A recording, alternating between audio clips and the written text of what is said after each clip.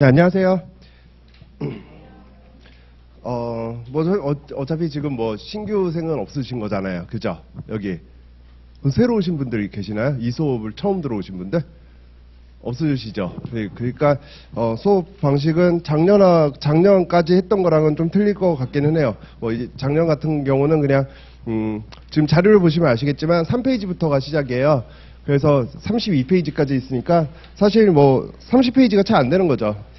그리고 3페이지를 딱 펴시면 옆에 1번 해가지고 적용 범위에서 이렇게 박스로 돼 있는 내용이 있고 그 오른쪽 보면 판례가 있는데 판례 같은 경우는 이제 사례를 위해서 이게 이렇게 문제가 될 것이다라는 것을 넣어 놓은 거예요. 그러니까 사례 부분은 이 판례 부분을 외우는 건 아니니까 그런 페이지가 많지는 않지만 그래도 조금씩 빼본다면 사실 30페이지도 훨씬 많이 안 되는 거죠.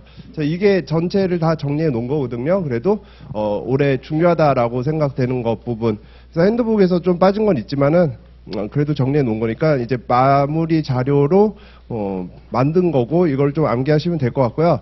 그 다음에 핸드북으로 정리되어 있는 분들일 거예요. 지금 저를 계속 수업을 따라왔던 분들이니까 그렇다면 핸드북 이거를 참고를 해가지고서 오늘 그냥 이렇게 보고 판례도 보고 이렇게 그래서 이 자료는 그렇게 정리를 하시면서 최종적으로는 그냥 핸드북을 계속 반복해서 보시기를 저는 추천을 해드려요. 근데 이것만 이제 대외적으로 이제 우리 학원 종합반이 아닌 다른 사람들도 이제 동영상을 듣거나 그러신 분들을 위해서 자료를 만들었고 판례 부분도 좀 볼 부분이 있어가지고서 수업 때 좀 편하려고 자료를 만들어서 나눠드린 거지 새로운 자료를 여러분들에 더 추가해서 드린 건 아니에요. 그리고 옆에 판례를 보실 때는 이 옆에 판례 같은 경우는 사실 좀 예외적이라고 해야 될까? 그러니까 우리 시험에서 사례가 나올 때 그 사례 부분이 우리가 배운 그 이론을 바탕으로 그러니까 이런 게 원칙이에요. 이런 식으로 제가 이렇게 해석을 하세요라고 한 그런 사례가 나올 가능성이 더 높지만은 혹시나 거기서 좀 벗어나는 그런 문제가 나왔을 때 여러분들이 이 판례는 좀 예외적으로 이렇게 해석을 했었지라는 거를 기억해 놔야 될 그런 판례들을 옆에 넣어놨어요. 그리고 이렇게 말씀드리면은 제가 이렇게 별로 중요한 건 아니지만 앞으로 있을 그 시점 모의고사 6회에 걸친 그 사례를 여러분들한테 어느 정도 알려드리는 것 같은데 그 6회에 걸친 그 사례는 여기 있는 판례를 위주로 제가 좀 이렇게 사례를 각색해서 내거든요. 그러니까 이 판례를 한번 기억해 놓으시고 그 다음에 나중에 6회 그 실전 모의고사 때 이게 이렇게 변형이 돼서 출제가 되면은 이렇게 쓰면 되는구나 별거 아니구나라는 걸 확인하시는 그런 과정이 되시면 될 것 같고요. 근데 염두에 두실 거는 지금 앞에 제가 전제를 깔았지만은 원래 원칙적으로는 이렇게 해석을 해요. 제가 뭔가 이론적으로 여태까지 수업을 해왔고 앞으로도 그렇게 수업을 할 건데 그 예외적인 것을 제가 넣어놨다고 했잖아요. 그죠? 왜냐하면 예외에서 그러니까 원래 원칙한 거에서 벗어났을 때 여러분들이 당황을 하기 때문에 그걸 넣어놓은 거지 이 판례가 주류적이다. 물론 이 판례 하나하나는 굉장히 중요한 판례들이에요. 굉장히 중요한 판례들인데 우리가 전체를 이렇게 봤을 때 뭔가 그 원칙적인 판례라는 건 아니라는 거예요. 그래서 이 판례가 이렇게 했는데 원칙을 다시 바꿔야 되나 이런 혼란이 생기시면은 좀 안 되거든요. 그러니까 판례는 그냥 예외적이다. 예외는 아니지만 그냥 예외적으로 그냥 이건 이렇게 했구나. 원칙은 옆에 박스구나. 이렇게 여러분들이 좀 보시면서 좀 이렇게 특이한 판례를 추가한다. 이런 개념으로 접근을 하시면 될 것 같아요. 자, 그래서 수업 방식은 예전에는 절차 이런 판례 같은 걸 안 넣어놨었어요. 작년까지는 그 최종 정리에 그래서 그 내용에 있는 박스 내용을 위주로 수업을 했어요. 왜냐하면 작년까지는 새로 등록을 받았기 때문에 그런 분들이 많으셔가지고서 아무래도 제가 수업을 했던 내용을 모르시는 분들이 많으니까 그렇게 진도 나갔다면 올해는 그래도 여러분들이 다 저랑 같이 쭉 따라오신 분들이어가지고서 좀 내용적인 내용 부분보다 절차법 같은 경우는 뒤에 당연히 개별법은 판례가 없으니까 개별법 그 법 좀 박스 위주로만 돼 있을까 박스 위주로 나가겠는데 아니라면 이렇게 제가 좀 옆에 판례 위주로 사례형으로 절차법은 좀 정리를 할 것 같아요. 자, 이게 수업 들어갈게요. 3페이지인데 적용 범위예요. 자, 적용 범위를 제가 지금 설명이 한다기보다는 자, 절 보세요. 절 보시면서 이제 우리가 다 정리를 하는 거예요. 최종 정리잖아요. 그죠? 실전 전에 정리를 하는 거기 때문에. 자, 행정절차법의 적용범위다라고 한다면 3조라고 했고, 적용 범위는 3조라고 했고, 뭐 3조 1항이다, 3조 2항이다라는 걸 외워주시면 좋지만, 뭐 굳이 여러분들이 자연스럽게 외워지지 않는다면 안 해오셔도 돼요. 몇 조다라는 거는. 그런데 3조 1항 같은 경우는 어떤 의미예요? 적혀져 있는 거는 행정절차에 관해서 다른 법에 특별한 규정이 없는 한 이 법을 따른다 이렇게 적혀져 있기는 한데, 그게 어떤 의미라고 했어요? 일반법인데 어디서의 일반법이에요? 행정 절차에서의 어떤 일반법의 지위를 갖는 거죠. 그죠? 그런데 3조 2항에서 적용 배제사항이 굉장히 많아요. 5개 기관이 나온다고 했는데, 뭐, 국회, 성관위, 그 다음에 감사원, 헌재, 법원, 뭐, 이런 기관에서 의결하거나 결정하거나 심판하거나, 뭐, 판결을 내리거나, 이렇게 결정된 사항은 당연히, 행정절차법에 적용을 받지 않을 거예요. 근데 그거가 사례로 나올 리는 별로 없고, 그 다음에 중간에 또 많은 조문이 있고, 뭐, 국가 중대한 이익을 해칠 우려가 있다, 뭐, 이런 것도 국가 중대한 이익을 해칠 우려가 있는 어떤 사례가 나오긴 좀 힘들어요. 그럼 주로 많이 나오는 게 이제 마지막 쪽이죠. 마지막 쪽이 병역이다, 공무원이다, 그죠? 그 다음 병역, 공무원, 그 다음 출입국 관리, 뭐 요 정도에 해당되는 것들은 일단 적용 배제 사항으로 규정해 놓고, 조문에도 뭐라고 써져 있냐면은 그렇게 규정해 놨다고 해서 전면적으로 행정 절차가 적용이 배제되는 것이 아니라 준하는 절차를 거쳤거나 성질상 행정 절차를 거치기 현저히 곤란할 때 한해서 적용을 배제시켜야 한다라고 그 범위를 일단 좁혀놓고 있죠. 그리고 판례도 그렇게 얘기했어요. 판례도 뭐 공무원에 관한 인사처분에 관해서 뭐 진급 낙천처분을 제가 많이 들었죠. 그 인사처분에 관해서 행정절차법 적용이 배제된다고 3조 2항에 해당된다고 하더라도 전면적으로 적용되는 것이 아니라, 다시 한번 얘기하지만 준하는 절차를 거쳤거나 또는 거칠 예정이 있거나, 그죠? 아니면은 성질상 현저히 적용이 곤란할 때 한해서 적용을 배제한다라고 대법원에서도 얘기를 했죠. 그게 대표적인 게 이제 직무 납작 처분에 이렇게 나온 것들이에요. 근데 우리 시험에서 나왔던 거는 직위해제죠. 직위해제 같은 경우는, 그러니까 제가 항상 강조하는 거는 문제가 나왔을 때 공무원이거나 아니면 뭐 외국인이거나 출입국 관련돼서 뭐 그렇게 문제가 나온다고 하면은 그렇기 때문에 행정 절차 적용을 배제시켜야 돼라고 상대방은 주장을 하겠죠. 그 주장에 대해서 검토하시오라고 한다면 우리가 원칙대로 항상 어때요? 적용 배제 사항에 규정은 되어 있지만 그렇다고 해서 적용 배제되는 거 아니야. 뭔가 준하는 절차를 거치거나 성질상 현저히 곤란해야 돼. 근데 그렇지 않잖아. 그러니까 적용을 했어야 되고, 그러면은 그 절차를 지키지 않은 것은 절차적 하자에 해당돼 라고 우리는 사안을 해결할 거예요. 그죠? 그게 항상 원칙인데, 예외적으로 나온 게 이제 대표적인 예외가 직위해제 처분이에요. 그거 같은 경우는 뭔가 준하는 절차, 뭐 처분사유 설명서를 준다든지 이런 준하는 절차도 있었고, 뭐 임시적이고 가처분적인 그런 성격이기 때문에 성질상 적용이 좀 곤란한 측면도 있었고, 그렇기 때문에 그거는 정말 예외적으로 우리가 적용이 되지 않았죠. 행정절차법 적용이 되지 않아서 절차적 하자가 없는 것으로 갔어요. 그죠? 거기까지는 기억하시죠? 기출문제니까. 그게 이제 기출이 됐기 때문에 이제 안 나온다면, 그러면은 예외적으로 절차가 적용되지 않는 부분은 그렇게 많지 않아요.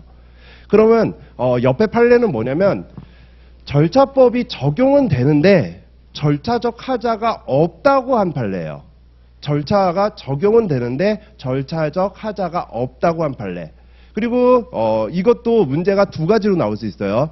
판례가 나올 때는 판례를 그대로 문제가 낼 때도 있고, 판례의 결론에 해당되는 그 부분을 살짝 바꿔서 판례가 결론을 도출하기끔 됐던 어떤 뭔가 사안들이 있을 거 아니에요. 그 사안을 살짝 바꿔서 결론이 바뀌게끔 문제가 나올 수도 있겠죠. 그죠? 자, 그러니까 두 가지를 같이 생각을 해볼게요. 자, 육사예요. 육사 학생이었죠. 뭐 잘못을 했나 보죠. 그래서 변호인을 선임했어요. 자, 읽어보면 옆에 3페이지 오른편에 당사자 등은 변호사를 대리인으로 선임할 수 있고, 대리인으로 선임한 변호사는 당사자 등을 위해서 행정 절차에 관한 모든 행위를 할 수 있다. 이렇게 돼 있죠. 자, 요 판례를 읽다가 갑자기 생뚱맞게 넘어가는 건 좀 웃기긴 하지만 나왔으니까 정리해 볼게요. 대표자, 대리인. 대표자는 어떤 사람이고 대리인은 어떤 사람이에요? 대표자는 당사자가 수가 여러 명이면 그 중에 한 명을 뽑는 게 대표자고, 대리인은 당사자가 수가 여러 명이든 한 명이든 아무튼 당사자가 아니라 야, 내 것 좀 해줘라고 다른 사람한테 맡기는 게 대리인이죠. 둘 다 권한은 어떻게 돼요? 대표자가 선임됐든 아니면 대리인이 선임됐든 선임된 대표자나 대리인의 권한은 어떻게 돼요? 모든 행위를 할 수 있죠. 모든 행위를. 다만 절차를 끝맺는 행위에 한해서는 동의를 받아야 되죠. 그죠? 자, 아무튼 여기 대리인이 의견 진술을 하러 들어가려고 했는데 들어오지 말아라 한 사건이에요. 그러니까 대리인은 모든 행위를 할 수 있어요. 그렇다는 얘기는 당사자의 모든 절차적 지위를 다 대리인도 그대로 갖는다는 얘기예요, 지금. 자, 그래서 두 번째 단락을 보면 징계심사 대상자에게 변호사를 통해서 방어권을 행사하는 보장한 것을 필요했고, 그 다음에 징계위원회에 출석해서 필요한 의견을 진술하는 것은 방어권 행사의 본질적인 내용이에요. 그러니까 행정청은 이를 거부할 수 없죠. 왜요? 항상 징계를 한다는 건 불이익한 처분일 테고, 불이익한 처분을 하기 위해선 그 사람의 의견을 청취해야 되는 것이 절차적 권리이자 개인적 공권이고 의무적인 거잖아요. 그죠? 그러니까 대리인인 변호사가 의견을 진술하기 위해서 들어오는 것을 막는다라는 거는 절차적 하자가 생긴다는 얘기겠죠. 그럼 두 가지 문제가 발생을 해요. 이 사람이 이제 육군이에요. 육사. 그러니까 행정절차법의 적용 배제 사항에 해당되는 것은 아닐까. 여기선 그걸 주장하겠죠. 그죠? 그 다음에 두 번째는 징계심사위원회에서 뭔가 징계를 심사하기 위해서는 그 전에 어떤 위법 사실에 대해서 법원에서의 판결이 있었을 거예요. 그러면 그 법원의 판결을 통해서 변호사를 선임해서 충분하게 의견을 제시했다면 그러면은 그 제시한 거, 의견 진술한 기회를 준 것이 아니냐라는 두 가지 문제가 발생을 하게 돼요. 자, 일단 첫 번째는 육군 3사 여기에도 똑같이 3조 2항에 지금 옆에 적혀져 있는 그거는 정확하게 따지면 번호는 아니지만 조문은 아니지만 이제 적용 배제 사항의 7번에 해당된다라고 봤어요. 7번에 해당된다.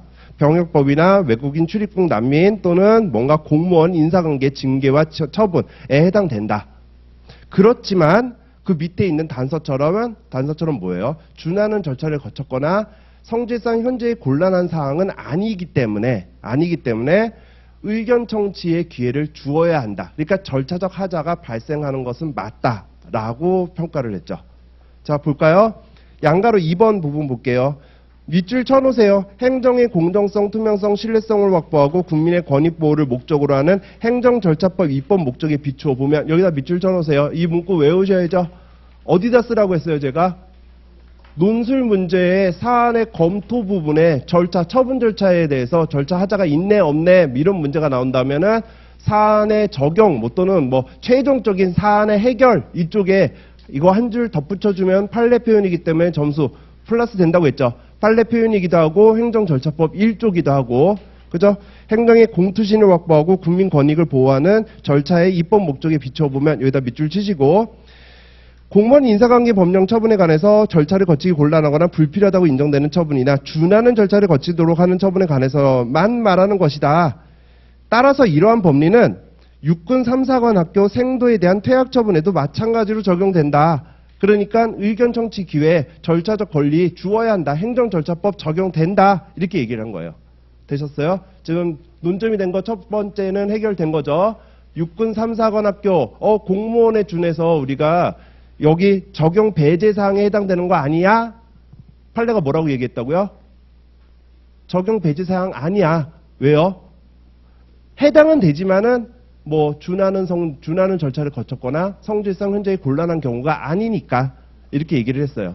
그런데 자, 제가 진급 낙천 처분이라는 제 교재의 1번의 사례를 항상 여러분들한테 설명할 때 뭐라고 얘기했냐면 거기도 마찬가지잖아요. 뇌물인가 이런 것 때문에 지금 뭐가 됐어요? 지금 정직이다, 감봉이다, 하여튼 어떤 처분이 나왔죠, 지금. 그 처분이 나왔고 그 처분을 바탕으로 해서 진급 대상자 명단을 누락시켰어요. 거기서도 주장한 게 뭐예요? 공무원이잖아.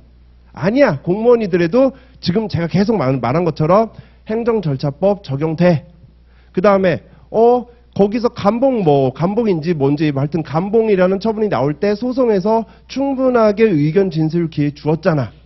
라고 했더니 판례가 뭐라고 얘기했다고 했죠? 제가 4글자만 외우시면 된다고 했는데요. 절차라는 것은 당의 처분에서 주어져야 한다. 당의 처분에서 주어져야 한다. 근데 감봉이라는 처분에서 법원에서 소송을 받을 때 그때 의견 진술한 것을 진급 대상자 명단에서 누락시킬 때 사용할 수 있어요? 당의 처분에서 주어져야 되는 절차인데 사용할 수 없다. 이거를 제가 강조했어요. 제가 강조한 거 맞죠? 여러분들은 전혀 처음 듣는 것 같은 그런 표정을 짓고 계세요. 이게 계속 듣던 분들이 앉아 계셔서 오늘 수업 방식을 좀 바꿔야겠구나. 오늘 마음을 아침을 먹고 들어왔는데. 자, 다시 뭐라고요? 굉장히 중요한 거예요. 절차라는 것은 언제 있어야 된다고요? 당의 처분에서 있어야 된다고요. 그죠? 근데 이거 같은 경우는 감봉이다. 그 다음에 진급 대상자 명단에서 누락시킨다. 라고 별개의 사안이기 때문에 다시 의견 진술 기회를 주어야 된다고 했어요. 그죠? 근데 여기서 뭐라고 했냐면은, 자, 행정절차법 적용되기 때문에 의견 진술 기회 줘야 돼. 그런데 지금 징계를 바탕으로 한 어떤 소송에서 의견 진술 기회를 줬고 그거의 어떤 결과를 바탕으로 이제 실제 퇴학 처분을 해야 된다라는 그 퇴학 처분에서 징계심사위원회가 열렸고 그때 썼던 그 진술을 이용할 수 있다라고 얘기했어요. 이거는 같은 일련의 절차라고 본 거예요. 근데 여기서 감봉이 되고 진급 대상자에서 명단에서 누락시켰고 여기서 뭔가 소송을 받았고 그 다음에 여기서 퇴학 처분을 했고 똑같은 것 같은데 그죠? 그렇기 때문에 이 판례가 많이 나오는 거예요. 좀 그러니까 이거를 뭔가 이해하려고 하지 마시고요. 이 판례는 그냥 이거는 별개로 봤구나 라고 여러분들이 생각을 해야 별개로 본 게 아니라 이건 원칙과 다르게 봤구나. 그래서 다시 말씀드리지만은 3조 2항에 적용은 되는 것. 적용 배제 사항의 범위에는 들어오지만은 단서 규정에 적용이 돼서 절차는 적용돼야 돼요. 절차가 적용이 배제되는 건 아니에요. 그런데 자, 소송에서 의견 진술 기회를 줬기 때문에 징계심사위원회에서 변호사가 들어가는 것을 막은 행위가 절차적 하자는 없다라고 얘기를 했어요. 그럼 시험 문제로 나올 수 있는 건 이래요. 그냥 소송에서 뭔가 의견 진술 기회를 줬다 안 줬다라는 게 문구에 있어야 돼요. 문제의 문구에 있어야 돼요. 문구에 없이 그냥 징계심사위원회에서 변호사가 등장하려고 했는데 변호사를 막았어요. 절차적 하자가 있습니까? 라고 한다면은 절차적 하자가 있습니다라고 얘기하면 돼요. 그냥 원칙대로. 근데 지금 시험 문제에 이런 표현이 나온다면 지금 양가로 3번 부분 볼게요. 양가로 3번 부분. 변호사가 심의에 출석해서 막았다면 절차적 정당성이 상실돼서 징계 의결에 따른 징계 처분은 위법해서 원칙적으로 취소되어야 한다. 그러니까 아무 말이 없다면 여기까지 취소돼야 돼요. 그런데 다만 하고 이런 말들이 표현된다면 행정 절차나 관련된 행정 절차나 소송 절차에서 이미 의견을 진술하는 절차를 거쳤고 그 다음에 방어권 행사에 실질적인 지장이 초래한다는 그런 초래될 수 없다는 특별한 사정이 있는 경우에는 그러니까 이런 특별한 사정이 문제에 써져 있어야 된다고요. 지금 이해되세요? 자, 제가 이 판례를 선정한 이유는 뭐냐면요. 특별한 사정이 막 써져 있는데도 불구하고 제가 늘 수업 때 진급 낙천 처분을 얘기하면서 여러분들은 지금 기억을 하나도 못해서 제가 그런 걱정을 안 했어도 됐었을 것 같은데 근데 제 수업에서는 항상 뭐라고 했냐면 당의 절차에서 절차가 지켜져야 된다라는 걸 강조했기 때문에 혹시나 이걸 갖고 여러분들이 혼란을 느끼실 수 있을까봐 선정을 한 거예요. 이 판례는. 그리고 예외적인 게 이 판례는 굉장히 많이 어느 교재나 교재란 건 학원 강사들의 교재를 말하는 게 아니에요. 이제 교수님들 어느 책이나 많이 소개되고 있는 그런 판례고 그러면 충분히 출제 가능성이 있고 그렇게 출제됐을 때 일단 여러분들 당연히 행정절차법 적용은 돼야 된다. 거기까지는 결론은 동일해요. 그런데 문제를 보세요. 그냥 징계심사위원회에서의 진술을 못하게 했다라고 한다면 그건 절차적 하자가 있어요. 근데 여러 가지 설명이 있는 거예요. 뭔가 특별한 사정에 대한. 소송에서 충분히 의견을 진술했다라는 그런 표현이라든지 실질적인 어떤 방어권 행사에 문제가 될 수 없었다라는 어떤 그런 전제가 막 문제에 써져 있어요. 써져 있다면은 그렇다면은 이 판례 좀 예외적이었다고 했지? 라고 생각을 하시면서 뭐라고요? 그렇다면은 의견 진술, 의견 청취 제도, 의견 진술 제도의 본질적 취지상 뭐 이런 거 우리가 절차적 하자가 없다라고 할 때 또는 절차적 하자가 있다라고 할 때 뭐 구질구질하게 막 쓸 필요 없잖아요. 제도의 본질적 취지상 절차적 권리에 침해가 없기 때문에 절차적 하자가 없다고 볼 수 있다. 뭐 이런 식으로 여러분들이 결론을 내주시면 되겠죠. 자, 넘어가셔서 2번. 자, 기본 원칙이에요. 기본 원칙은 진짜 기본 원칙이기 때문에 당연히 알고 계셔야 돼요. 뭐 신뢰 원칙, 신뢰의 원칙, 뭐 신뢰 보호 이거 같은 경우는 문구를 좀 그대로 다 외워주셔야 되고 나머지는 이런 원칙이 있었어 정도 기억해 놓으시면 되겠죠. 1번의 신의성실, 2번 신뢰 보호는 다 외우시고요. 3번 투명성. 자, 절 보세요. 투명성은 밑에 있는 문구 이제 제가 그 전에 사례형 모의고사 때는 사실 사례를 안 하고 단문을 다 외웠죠. 그때는 이제 여러분들이 꼼꼼하게 다 외우기를 바랬어요. 근데 이제부터는 중요한 거 위주로 꼼꼼하게 외우고 나머지는 좀 키워드를 외워 나가시면서 예전에 한번 꼼꼼하게 외웠던 게 키워드를 외울 때 살짝 이렇게 녹아져 있다고 해야 되나? 그래서 시험장 가서 조금 비슷하게 쓰시면 돼요. 그러니까 투명성의 원칙 같은 경우는 여러분들 저를 보시면 어떤 의미예요? 투명성이. 제가 수업 때도 굉장히 많이 얘기했는데요. 뭐 규제 법정주의 뭐 이럴 때도 얘기를 했고 뭐 이러면서 되게 많이 했어요. 명확하고 구체적이고 객관적이고 이런 얘기 아닌가요? 그죠? 근데 그게 명확하지 않으면 항상 뭘 할 수 있어요? 해석을 요청할 수 있죠. 자, 뭐 그런 내용이에요. 물론 양가로 3번에 그래서 정보를 구체적으로 명확하게 해석할 수 있게끔 정보를 충분히 제공해라 라는 어떤 그런 3번의 추가적인 개정으로 들어가긴 했지만은 자, 투명성 하면 구체적이고 명확해야 돼. 그렇지 못하면 해석 요청할 수 있어. 자, 이 정도만 기억해 두시면 돼요. 자, 그 다음에 네 번째, 행정 업무 혁신. 질 높은 행정 서비스를 누리고요. 그 다음에 정보통신 기술을 활용하고요. 그 다음에 행정 과정, 처리 과정에서 뭔가 정보, 데이터를 적극적으로 활용하고요.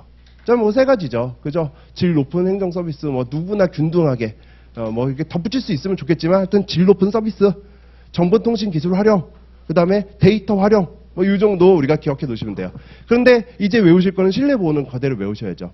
일단 절차법이기 때문에 절차법 법조문은 그대로 외우셔야 돼요. 여기 있는 법령의 해석이나 관행이 일반적으로 받아들여져 있을 때 제3자 또는 뭐 정당, 공익의 정당한 이익을 현저히 해칠 우려가 있는 경우를 제외하고는 소급해서 불리하게 해석해서는 안 된다. 이거 그대로 외우셔야 되고요. 그리고 깃줄이 한번 나왔기 때문에 우리 신뢰보호 원칙에 대해서는 깃줄이 나왔기 때문에 또 나온다면은 그러면 판례 문구까지 여러분들이 좀 기억해 놔야겠구나라고 해서 옆으로 가셔서 자, 신뢰보호 요건 뭐 판례 번호는 안 써놨어요. 그냥 수많은 판례에서 다 요건을 이렇게 들고 있기 때문에 자, 신뢰보호의 요건 해가지고서 동그라미 1번 공적 견해 표명이죠. 동그라미 2번 신뢰죠. 근데 귀책 사유가 없는 신뢰니까 이거를 그냥 보호 가치 있는 신뢰죠. 보호 가치 있는 신뢰. 동그라미 3번 그 신뢰의 바탕으로 한 어떤 행위를 했어야 돼요. 그러니까 신뢰와 인과관계가 존재하는 행위죠.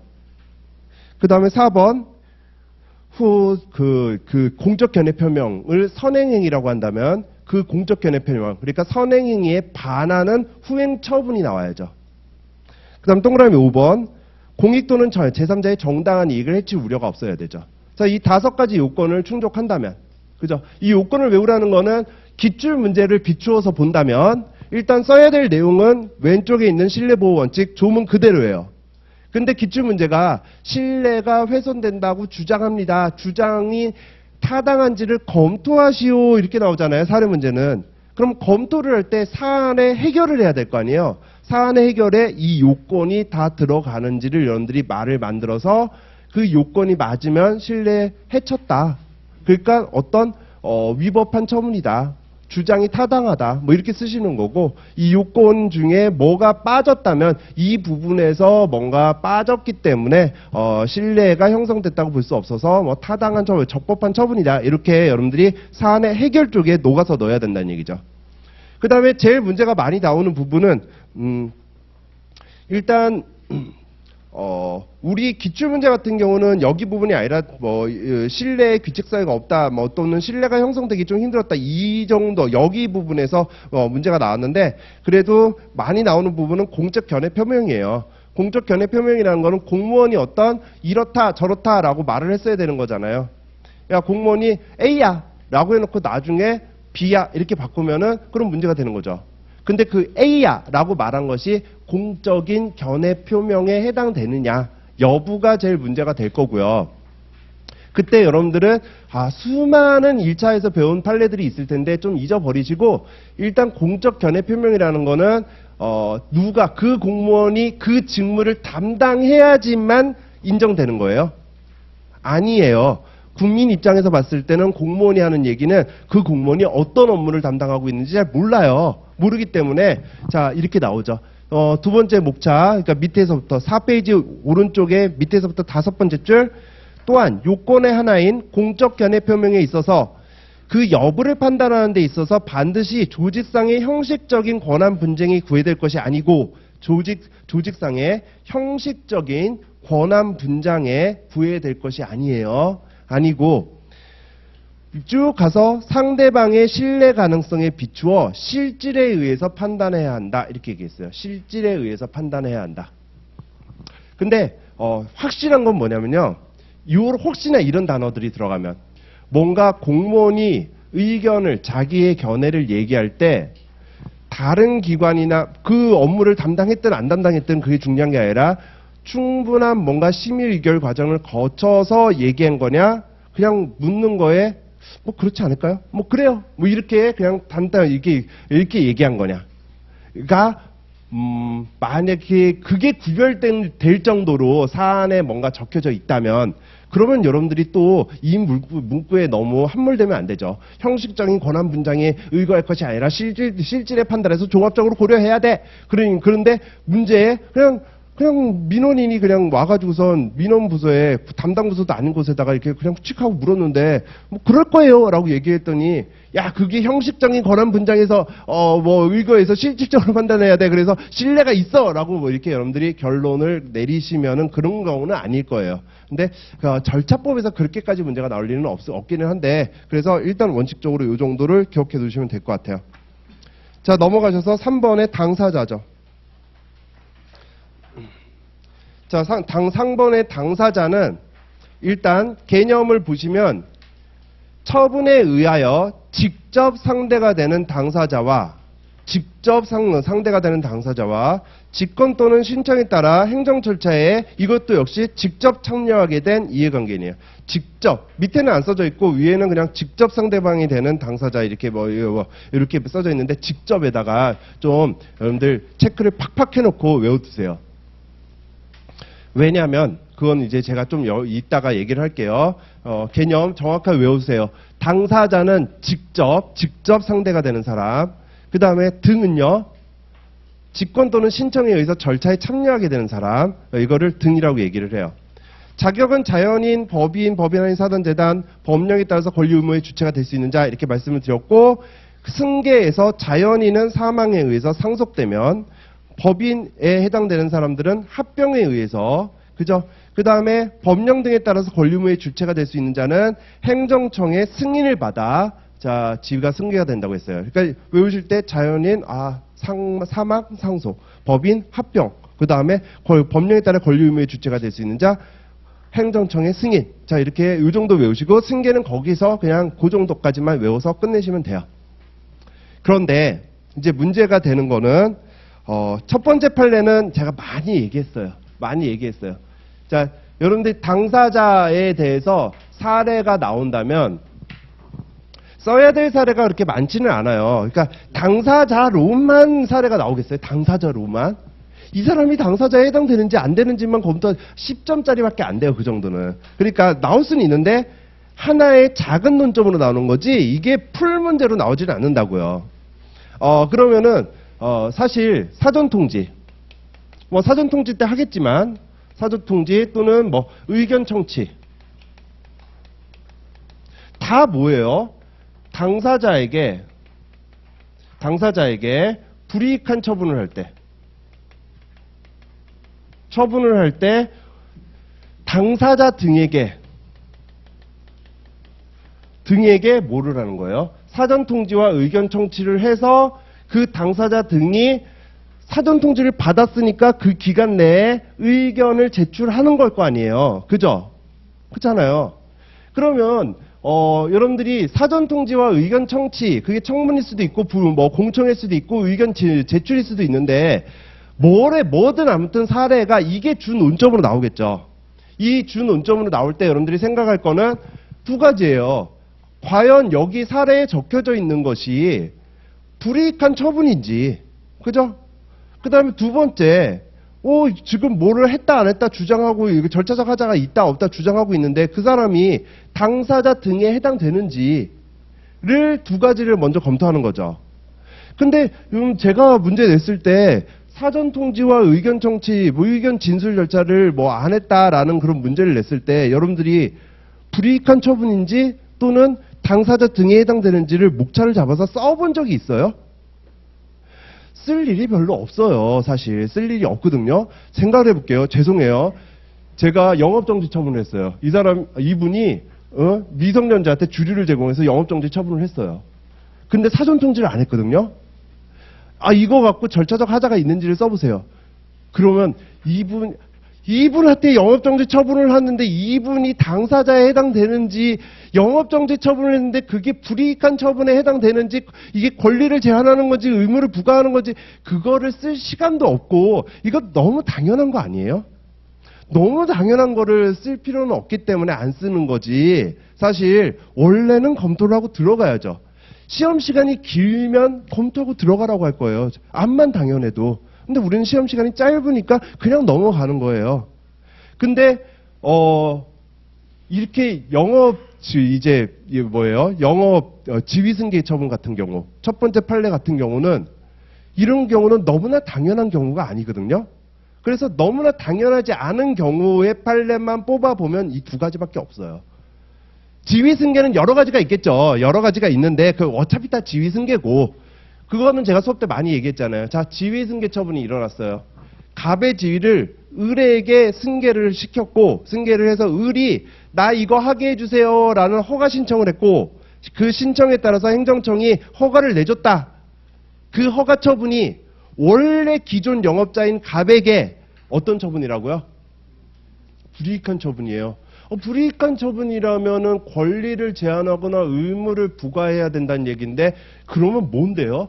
권리를 제한한 거예요? 의무를 부과한 거예요? 당연히 권리를 제한한 거죠. 내가 할 수 있는 내 영업권이라는 내 권리를 뺏어가지고선 을한테 줬으니까 권리를 제한한 거죠. 그죠? 너 다시는 그 영업을 하지 마라는 의무는 없잖아요. 권리를 제한한 거죠. 그러니까 불이익한 처분이에요. 그 사람에게 권리를 제한하는 어떤 불이익한 처분을 했기 때문에 그 사람은 뭐예요? 갑이라는 사람은 절차적 지위가 당사자에 해당되는 거잖아요. 그죠? 당사자에 해당되는 거. 그렇기 때문에 갑에게 사전통지와 의견 청취를 안 했다면 어떻게 되는 거예요? 절차적 하자가 있는 거죠. 절차적 하자가 있는 거가 되니까 위법한 뭔가 위법성의 정도에 따라서 틀려지겠죠. 무효냐 취소냐의 차이는 있겠지만 아무튼 위법한 처분이 되는 거겠죠. 자, 그게 첫 번째 판례예요. 이 판례는 상당히 많이 했고 결론적으로 말한다면 실전 모의고사 때도 제가 내고 실전 모의고사가 이제 보실 텐데 1회, 2회는 뭐 여러분들이 봤던 문제들 거예요. 그 책에 있는 문제 뭐 살짝 바꾸고 1회는 살짝 바꾸고 2회는 뭐 아예 안 바꾸고 그대로인데 뭐 하여튼 된 거고 3회부터는 이제 좀 보지 않았던 문제인데 뭐 보지 않아도 지금 제가 얘기하고 할 거고 뭐 여러 차례 얘기했던 그런 내용을 그냥 쓰면 되는 거죠.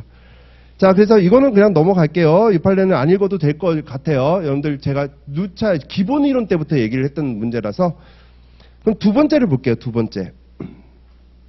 두 번째인데, 자, 이거는 고시를 했어요. 고시를. 고시가 뭔데요? 물론 여러분들이 고시가 뭔지 뭐 이런 거는 고시의 법적 성질 뭐 이런 거를 공부하자는 건 아니고 많이 얘기를 했을 거예요. 이게 뭐 그 주민등록법 같은 경우에서도 사실 조사해 가지고선 제대로 하라고 최고 또는 뭐 고시한다, 고시 공고한다 이렇게 얘기를 했고, 그래서 뭐 그다음에 송달에서도 우리가 예외적인 송달 방법으로 고시 공고 뭐 이렇게 얘기를 했고, 하다못해 여러분들 사물관리론에서도 고시 공고 해가지고 배우고, 그죠? 자, 고시를 했다. 이거는 두 가지가 있다, 성격이 두 가지가 있다라는 것도 말씀드렸어요. 특정인에게 하는 거. 주민등록법에서 이 사람 너 제대로 주민등록해, 주소 허위 신고하지 말고 부실하게 신고하지 말고 제대로 신고해 라고 그 사람이 어디 사는지 모르니까 최고 못해서 고시 공고하는 거는 특정인을 대상으로 하는 거죠. 그죠? 근데 그냥 일반적인 경우는 불특정인을 대상으로 하는 경우가 많아요. 고시공고는. 근데 그 불특정으로 하는 고시공고가 이제 일반 처분으로서의 어떤 성격을 갖는다면, 그러니까 그 자체만으로 직접적인 영향을 미친다면, 그렇다면은 그거는 처분성을 가져요. 지금 우리는 처분성을 갖는 거가 문제가 나오겠죠. 왜냐면 고시공고가 처분성을 갖지 않는데 시험 문제 어떤 절차를 거칩니까? 우리 시험 범위 안에 안 들어와요. 그러니까 고시공고가 나왔다라고 하면 그냥 처분성을 갖는 거가 나올 거예요. 그러면 이제 처분성을 갖는데 이게 불이익한 처분이었나 보죠.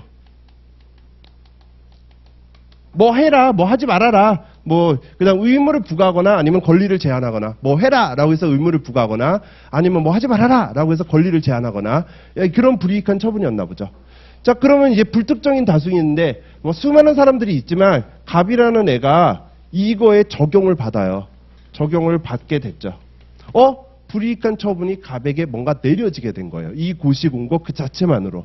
그랬더니 얘가 뭘 얘기했냐면, 불이익한 처분이면 행정절차법에 어떤 절차를 거쳐야 돼요? 사전 통지하지 않고, 사전 통지해야 되고, 의견 제출 기회, 의견 청취 기회를 줬어야지. 나한테 그런 거 안 줬잖아. 안 하고 그냥 고시 이 자체만으로 바로 나한테 적용이 돼가지고서 내가 난리 났네 이렇게 됐잖아. 이렇게 얘기한 거예요. 자, 밑에 판례 보지 마시고 절차적 하자가 있을까요? 없겠죠. 없으니까 제가 이렇게 얘기를 하겠죠. 절차적 하자가 있으면은 뭐 이거 예외적인 판례로 넣어놓지도 않았겠죠. 그럼 왜 절차적 하자가 없다고 했을까요? 자, 다시요. 당사자는 그 불이익한 처분을 받는 사람인데 직접 상대방이어야 돼. 직접. 근데 고시에서는 불특정 다수인을 대상으로 한 고시이기 때문에 직접 상대방이라는 개념이 있을 수가 없어요. 자, 그 부분 읽어볼게요. 자, 그러니까 두 번째 판례죠. 3페이지 밑에 두 번째 판례. 의견 제출 기회를 주어야 하는 당사자는 처분에 대하여 직접 그 상대가 되는 당사자를 의미한다. 근데 고시라는 것은 불특정 다수인을 상대로 의무를 부과하거나 권익을 제한하는 처분은 성질상 의견 제출 기회를 주어야 하는 상대방을 특정할 수가 없게 돼요. 고시가 물론 불이익한 처분은 맞아요. 근데 그 의무를 부과하거나 권익을 제한하는 상대방이 특정되지가 않기 때문에, 그렇기 때문에 직접 상대방인 당사자가 없어요. 그러니까 그걸로 인해서 불이익한 처분에 영향을 받는다고 해서 사전 통지와 의견 제출 기회를 주어야 한다고 해석할 수는 없어요. 자, 만약에 시험 문제로 문제가 나올 수 있죠. 그죠? 이거는 뭐 한 분설형이기 때문에 나올 수 있어요. 당사자 쪽으로 해가지고서 나온다면은 요 문구 뭐 당사자의 개념 써주시고, 뭐 당사자의 자격, 뭐 시험 시간 좀 남는다면 자격까지 좀 써주시고, 시험 시간이 모자른다면 그냥 개념 정도만 쓰고 요 판례 부분, 자, 고시 불특정 다수인을 대상으로 하는 고시는 직접적인 제한, 그 불이익 처분의 대상자를 한정하거나 선정하기가 힘들기 때문에 해당되는 사람은 직접 상대방이 아니다. 따라서 절차적 하자가 없다. 이 정도로 여러분들이 기억을 해 놓으시면 될 것 같아요. 자, 넘어가셔서 송달이죠.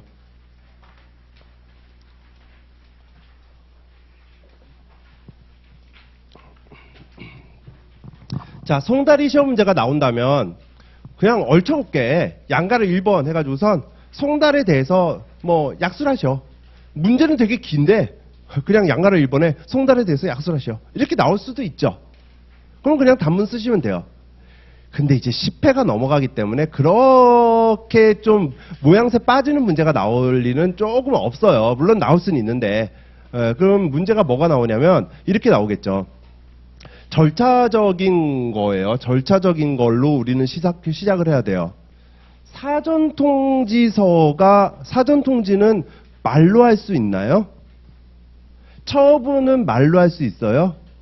문서로 해야 돼요. 사전통지도 마찬가지로 문서로 해야죠. 그러면은 사전통지를 했다 안 했다. 나 너한테 사전통지 했어. 나 사전통지 안 받았어. 여기서의 싸움은 무슨 싸움이에요? 송달이에요, 송달. 난 너한테 했는데 너는 안 받았고, 그러니까 도달했느냐 안 도달했느냐 이거의 문제겠죠.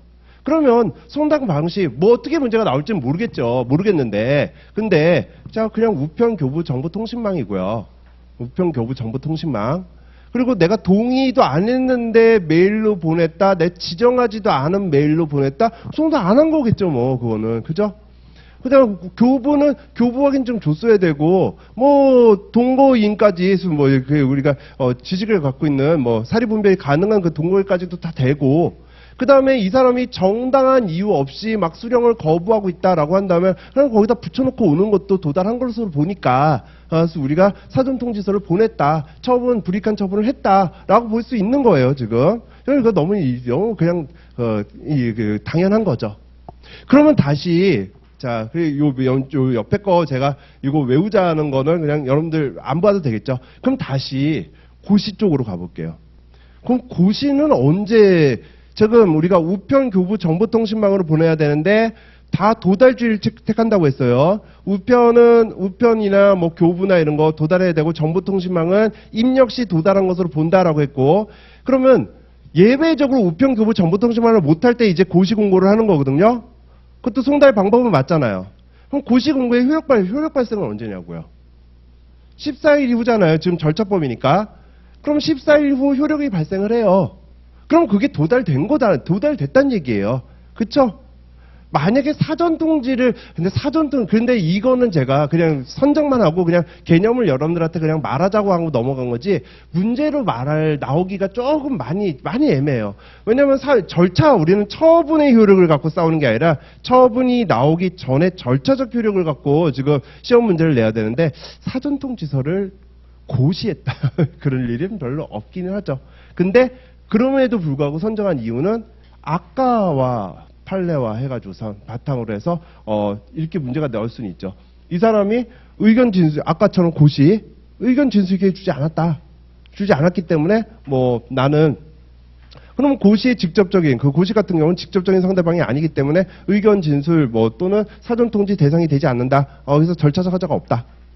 그 다음에 뭐 나는 효력이 발생하지 않았다. 그 불이익한 처분이 나한테 효력이 발생했다고 보기가 힘들다. 뭐 이렇게 주장을 한다면 이거는 14일 이후로 자연스럽게 효력이 발생하는 거다. 뭐 이렇게 나올 수가 있기 때문에 그냥 요 정도의 목차. 옆에 있는 판례는 그것 때문에 제가 적어놓은 판례긴 한데 뭐 안 읽으셔도 되고 4번 부분만 정리하시면 될 것 같아요.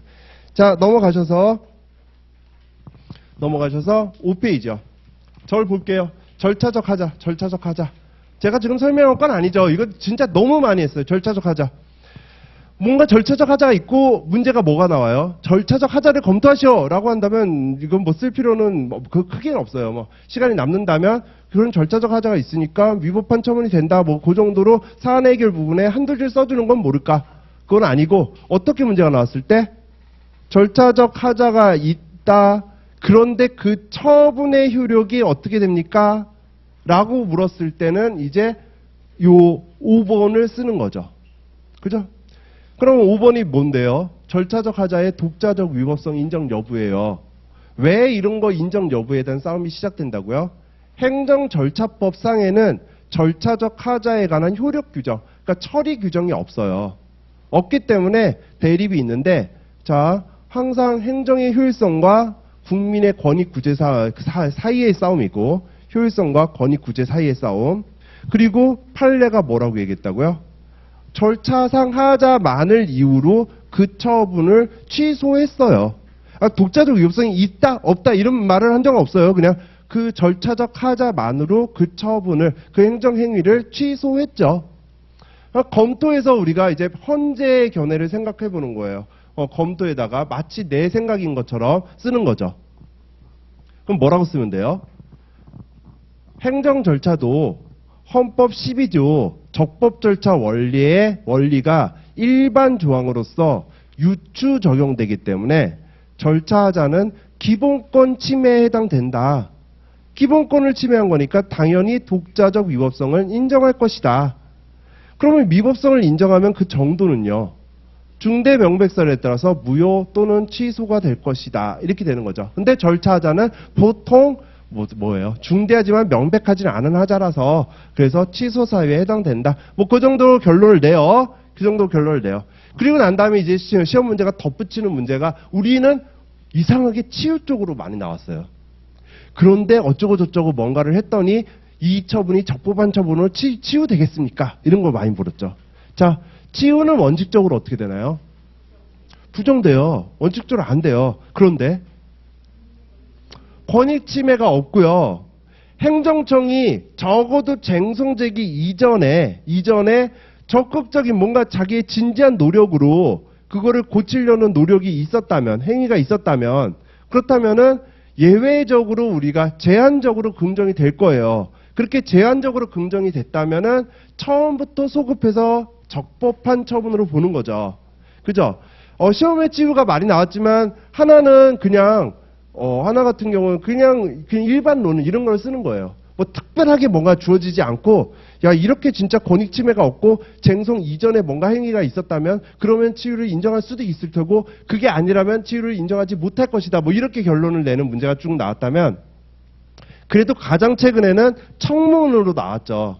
청문 통지서가 뭐 3일, 5일 전에 도착했나? 뭐 이렇게, 원래는 10일 전까지 도착해야 되는데 5일 전인가 7일 전에 도착했어요. 그래서 그 사람이 충분한 뭐 자기 방어 준비를 해서 청문회 의견을 충분히 게재했고, 그 다음에 그거 의견을 반영해서 처분이 나왔다. 치유가 되겠습니까? 뭐 이렇게 문제가 됐었죠. 그죠? 10일 전까지 청문 통지서가 도착하지 않았기 때문에 절차적 하자는 발생했고, 근데 7, 8일 전쯤에 도착을 했다면 아무튼 뭐예요? 쟁송제기 이전까지 행정청이 뭔가 도착을 했으니까 뭔가 액션이 있었고, 그리고 자기가 충분히 준비해서 청문 기일 때 말을 했으니까 권익 침해가 없었고, 뭐 그렇다라는 이유기 때문에 치유가 인정된다라는 어떤 판례를 가지고 넣은 거예요. 예외적인 판례죠. 그러니까 시험 문제는 항상 원칙적으로 좀 안 나오고 예외적으로 이렇게 나올 때가 있어요. 나올 때가 있죠. 자, 그런데 치유가 인정되는 경우는 정말 이렇게 청문처럼 지금 말씀드린 것처럼 한 분위기를 한번 살펴보세요. 10일 전인데 한 1, 이틀 정도 지나서 그냥 도착을 했고, 그러니까 며칠 정도 지나서 도착을 했고, 권익 침해가 전혀 없었고, 막 이런 문구가 있으니까 그럴 때나 치유가 인정이 되는 거예요. 그죠? 그러면은, 이제 제가 여러 번 말씀드렸던, 여러 번 아니라 한 번 정도, 한 번을 좀 길게 말씀드렸던 그 판례를 한번 해석을 해볼게요. 해석을 하면, 이거는 치유가 인정되지 않는 판례예요. 근데 제가 굳이 꼭 집어서 이 판례를 얘기하는 이유는 치유가 인정되지 않는데 뭐가 있었냐면은 쟁송 제기 이전에 충분히 자기가 의견을 진술했어요. 근데 치유가 인정되지 않는다라고 얘기했거든요. 자, 어떤 판례인지 기억나세요? 이의 신청하면서 얘기했던 거. 그죠? 이 사람이 자, A라는 사람한테 이제 갑이라는 행정청이 뭔가 불이익한 처분을 한 거죠. 처분을 하면서 그 처분을 할 때는 처분에 대한 어떤 사유를 얘기하죠. 사유를 뭐 기억이라는 사유, 니은이라는 사유를 바탕으로 해서 어떤 불이익한 처분을 했어요. 그러니까 얘가 뭐를 해요? 이제 이의 신청을 하겠죠. 자, 그래서 이의 신청 여기 기간 동안 서로 간에 공방이 있었겠죠. 그죠? 나 이의 신청서 제출하면 저쪽에서 답변서 오고, 그 다음에 뭐 보충 서면 내고, 또 답변서 오고, 뭐 이러면서 공방이 있었을 거예요. 근데 이의 신청 단계에서는 처분 사유를 추가할 수 있나요? 있잖아요. 이 이의신청까지는 이의신청은 좀 처분의 어떤 적법성 보장 쪽을 강조하는 측면이라고 했잖아요. 행정심판부터는 이제 처분의 적법성도 있지만 처분의 뭔가 권익구제 쪽으로 조금 더 넘어간다고 한다면, 그래서 행정심판부터는 처분사유를 기사동이라는 여러분들이 막 그런 이론을 통해서 거기에 해당된다면 예외적으로 처분사유를 추가 변경할 수 있다라고 하는 건데, 이의신청까지는 처분사유를 아무리 기사동이 아니더라도 그냥 막 처분사유를 추가할 수 있잖아요. 그죠? 자, 그래서 이 사람이 기억, 니은 말고 디귿이라는 새로운 사유를 추가한 거예요. 자, 추가했죠. 그러니까 이제 여기서 디귿에 대한 의견을 충분하게 제출했겠죠. 제출했어요. 그리고 난 다음에 이게 안 되니까 소송 심판으로 갔겠죠. 심판이나 소송으로 갔겠죠. 소송으로 가서 뭐를 주장했냐면 절차하자를 주장했어요. 절차하자 뭘요? 디귿에 대한 의견 청취 절차가 없었다. 절차가 없었다라는 걸 주장했죠. 그랬더니 그래, 의견 청취 절차가 없었죠. 왜요? 의견 청취 절차라는 건 언제까지 줘야 돼요? 항상 우리가 지금 하고 있는 사전 통지다, 의견 청취다 이런 절차는 처분 전까지 줘야 돼요. 처분 전까지. 그럼 불이익한 처분이 여기서 나왔으니까 이 전에 뭔가 절차가 있었어야죠. 여기서 절차가 있었어야 돼. 근데 디귿이라는 처분 사유는 얘네들도 갑이라는 행정청도 여기서 지금 추가가 된 거거든요. 그러면 상식적으로 봐도 디귿에 대한 의견 청취 절차는 불이익한 처분 전에 당연히 없었겠죠. 그죠? 당연히 없었을 거예요. 그러니까 절차가 없다. 절차상 하자다. 하자 맞다. 그런데 자, 쟁송 제기가 여기서부터잖아요. 그럼 쟁송 제기 이전이네요. 이거는 이전에 지금 뭐가 있었다고요? 디귿에 대한 의견 제출을 충분히 했다고요. 여기서. 그죠? 충분히 했어요. 그러면 치유가 인정되는 거 아니냐라는 걸 주장할 수 있겠죠. 그죠? 자, 결론은 어떻게 됐었는지 기억나시나요? 기억이 안 나신다는 얘기예요? 아니면 안 된다는 얘기예요? 안 된다. 그쵸? 안 된다고 했죠. 왜요? 우리가 볼 때는 쟁송 제기 이전이고, 여기서 이의신청 단계에서 충분히 의견 게재했고, 그죠? 해서 이의신청에서도 뭔가 심의 의결을 해가지고서 처분이 이의신청 결정이 나왔을 테고, 그러면은 권익침해도 없어 보이는데 안 된다고 얘기를 했어요. 그래서 이거를 여러분들이 이 판례는 기억을 해 놓으셔야지 결론을 여러분들 도출해 내기가 좀 편해요. 자, 읽어본다면 옆에 5페이지 옆이죠. 공정거래위원회 의견 결정을 거쳐서 행정절차법 적용이 제외되게 자, 이것도 기억해 두세요. 공정거래위원회의 의결 결정은 뭐라고요? 행정절차법 시행령에 규정되어 있는 적용 배제사항이에요. 우리가 행정절차법 3조 2항만 외우고 있는데 거기에 해당되는 시행령에 공정거래위원회의 의결 결정을 거쳐서 행하는 사항은 적용 제외돼 있어요. 시행령에. 시험 문제로 혹시나 공무원에 관련된 거, 출입국에 관련된 거, 그 다음에 그런 거 말고도 공정거래위원회의 의결, 심의 의결로 나올 수도 있어요. 나올 수도 있기 때문에 기억해 놓으셔야 돼요. 자, 적용이 제외되고 있으므로 만약에 의견 정치절, 그런데 그래서 판매 가격 합의 부분, 이 부분이 지금 디귿이라는 사유예요. 디귿이라는 사유.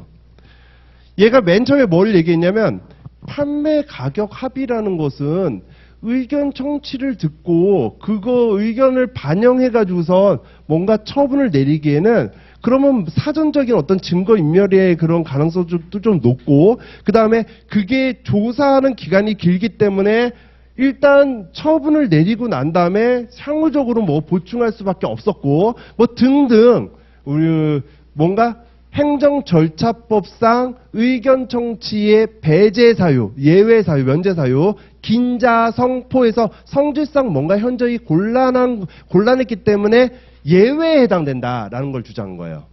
예외에 해당된다라고 주장을 했더니 판례가 야, 공정거래위원회 심의 의결 사항에 해당돼서 너가 행정절차법 적용 배제가 된다며, 행정절차법 적용 배제가 된다면, 그러면 행정절차법에 규정된 예외 사유도 적용이 배제가 돼야지. 그러니까 행정절차법에 성질상 현저히 곤란하다면 청취 생략할 수 있다라고 규정한 그것도 적용이 배제돼야지 라고 얘기를 한 거예요. 그러면 예외 사유에 적용이 배제가 되니까 우리가 적용이 배제가 되니까 어때요? 의견 청취 절차를 줘야 되는 거가 되죠. 그때 의견 청취 절차라는 건 뭐냐면 공정거래위원회 심의 의결 절차상 공정거래위원회 법에 나와 있는 의견 제출 절차예요. 자, 여기가 좀 어려워요. 다시 한번 얘기할게요. 공정거래위원회의 심의 의결 절차가 행정절차법 3조 2항에 해당되는 이유는 그 공정거래위원회의 심의 의결에 관한 어떤 절차를 별도 법에서 준하는 절차를 갖추고 있기 때문이에요. 그 준하는 절차상의 의견 진술 기회. 여기서도 의견 진술 기회를 주고 사전통지를 하고 그거를 심의 의결해가지고서 뭔가 처분한다라는 준하는 절차를 갖추고 있기 때문이에요. 근데 거기서는 의견 진술 기회에 성질상 현저히 곤란한 경우 이런 경우가 없어요.